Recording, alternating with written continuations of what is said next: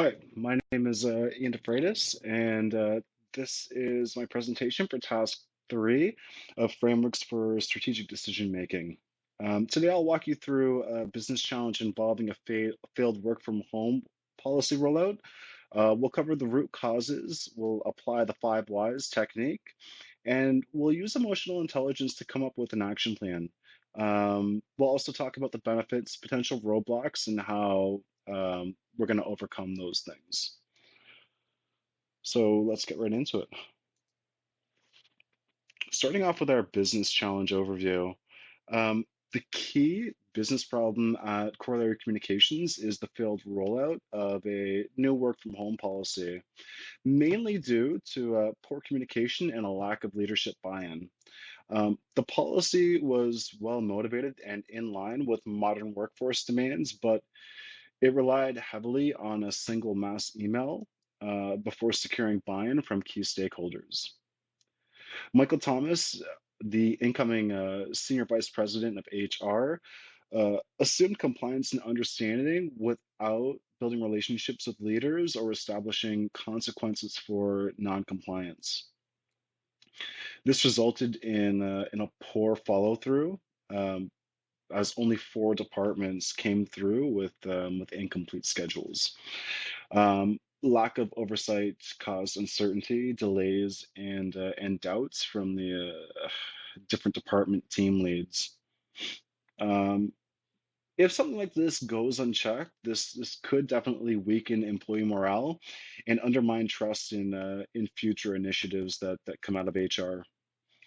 The challenge now really rests on rebuilding alignment and promoting a successful adoption through better communication and participation. So, first, we're going to talk about the root cause analysis, and we're going to use the five whys to do this. So, to establish the root cause of this unsuccessful policy rollout, we used the five whys approach. And the first question that we posed was why schedules hadn't been submitted. Um, it emerged that either leaders didn't understand the urgency of it and or they just didn't want to take responsibility for carrying it out. Um, you know, Low engagement led to unclear direction, and there was no initial interaction between the HR leader and the department leaders to establish understanding and buy-in. Um, the mass email failed to instill a sense of ownership in the different department leads. Um, and these findings really indicate that that there was a communication breakdown in leadership. Um, it also highlights the need to identify the root cause of the issue, which we're currently doing. Okay. Um, Resuming the five whys. We determined that Michael chose a rapid rollout through email because he wanted to move quickly. But he didn't really know or take into consideration that speed without alignment can result in misalignment and inefficiency. So the problem here really wasn't what he communicated. The problem lies in the fact that there was a misunderstanding on the part of Michael when it comes to Corollary's culture and their leaders and how they work. So as a new executive, he didn't take time to establish relationships and understand the way decisions and changes are normally made at the company. Um, and this disconnect caused a breakdown in communication amongst stakeholders, which is, having good communication between stakeholders is, it's necessary and it's a key pillar of change management. So the underlying cause really wasn't the policy itself, but the way it was put in place.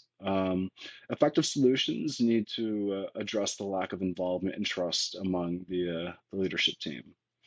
And with that said, we're gonna move on to our next slide, and we're gonna talk about some of the recommendations for Michael. The first one is going to be leveraging emotional intelligence. So to fix the breakdown, we suggest that Michael Thomas pause the work from home rollout and reconnect with Corollary's senior leadership team through one-on-one meetings. In these meetings, Michael is encouraged to prioritize active listening and getting a good grasp of how this policy is going to impact each leader and their respective departments.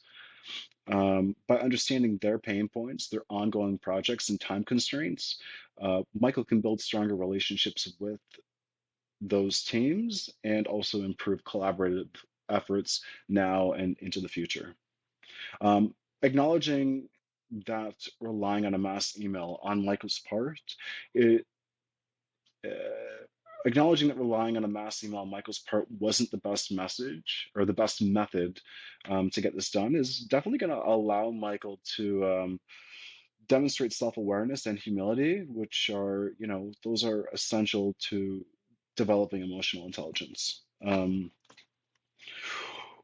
These meetings will offer team leads space to air their concerns, while also, allowing Michael an opportunity to earn their buy-in by tying the policy to collective goals of the firm. Michael is also encouraged to approach these meetings in a way that's inclusive, collaborative, and future-oriented in order to regain the trust of his colleagues. Um, so emotional intelligence in action. So how are we going to put this into action? And we're going to talk about some of the implementation steps that we're going to go through with Michael. Um, so putting emotional intelligence into action takes more than a single conversation. There's going to need to be a change in Michael's approach. Michael is first encouraged to start by holding one-on-one meetings with all of his regional and senior office leaders over the next 2 weeks. These meetings are going to help create a more practical rollout plan and give leaders a sense of ownership in the process. Um, he should also prepare talking points, be ready for questions, and prepare the tools that management will need so that they feel confident and prepared to participate in the work from home rollout. Um, Publicly acknowledging early adopters can also encourage other teams to get involved and hold their leaders accountable. Um, and regular HR check-ins will maintain the line of communication and assist in preventing disengagement, which is, definitely something that they're going to want to prevent, considering the outcome from the first rollout wasn't great.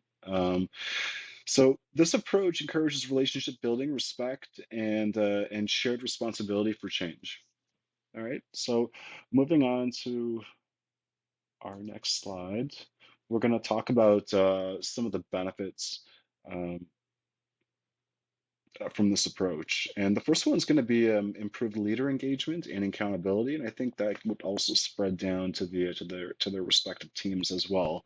So the key advantage of this recommendation is increased engagement and accountability from the leadership team.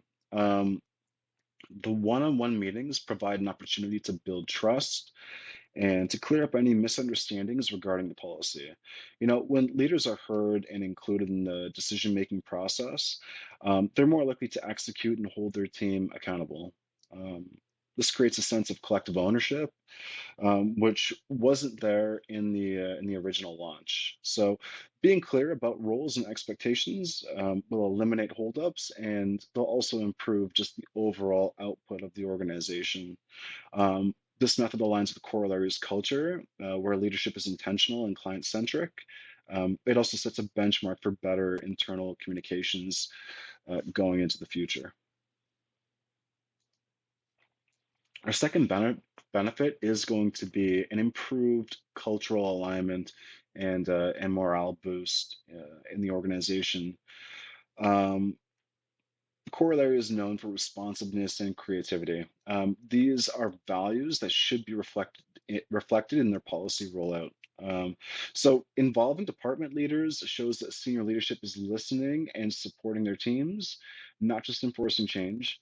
And this improves the workplace culture, like, as a whole. So employees will also see the policy as a sincere effort by the organization to improve their work-life balance. When carefully implemented, flexible work arrangements can boost retention, productivity, and employee satisfaction. So this initiative can be a model for how Corollary approaches future updates to people policies. And success uh, in this round is going to establish trust and credibility in the HR leadership. Now we're going to move into our potential obstacles. One of the top obstacles are going to be competing leadership priorities, as we're all busy people. So leaders have a lot of stuff on their plate, and they might not view these one-on-one meetings as a high priority item on their calendars.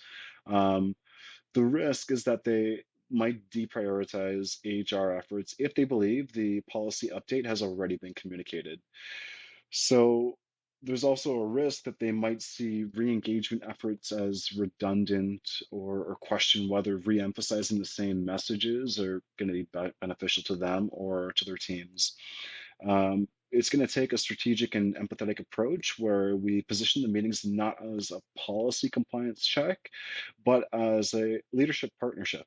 Um, Shifting the conversation to focus on business outcomes like increased client coverage and staff morale will definitely make buy-in easier to achieve.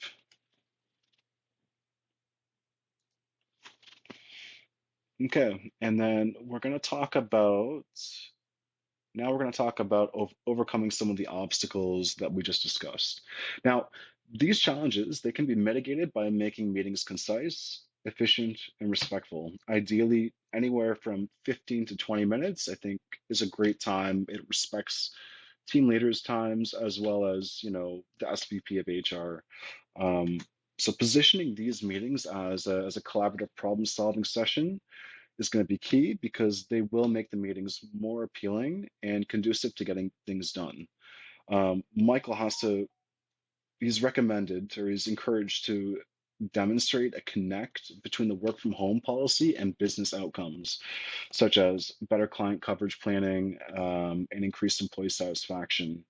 And having Maykim's buy-in reinforces the value of these meetings and will also boost their priority level as it pertains to them being on the team leads' calendars.